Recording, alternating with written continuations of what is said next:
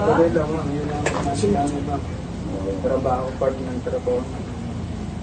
Bakit pa po tayo pwede matakot din. Ano po sabi ko?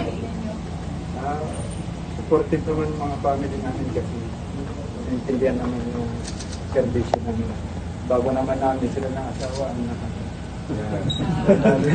Tapos, ang unang nagbigay ng medical treatment sa kanila yung Coast Guard. Nung dumikit yung Coast Guard sa Unaiza May, sila ang nagbigay ng first aid sa ating mga injured na mga persons. Even during the first March 5, yung Coast Guard at nung lumapit yung boat na lumapit. Sir, ano naramdaman niyo ng mga time na yun? Kasi parang may narinig kami na parang natakot ata. So, parang tinawag ko si George. At that time, ano naramdaman niyo? ay nasa taas bukas kami lang, susupport kami lang. Hindi po namin narinig yung nababago. Ang nangyari po kasi naman parang run for ano na kami. Kanya-kanyang for na tago.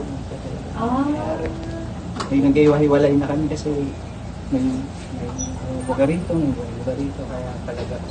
Pero naisip niyo po na parang baka pupumin ng mga kami.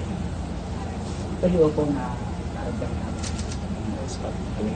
So, hindi talaga biro. Okay.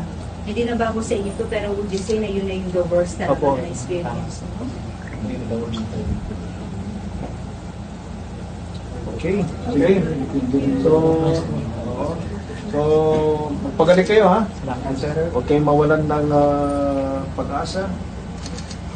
Huwag manghina ang loob ninyo. Dahil nandito naman kami lahat na sumusuporta sa inyo. And salamat sa serbisyo ninyo. Yes, sir. Galing.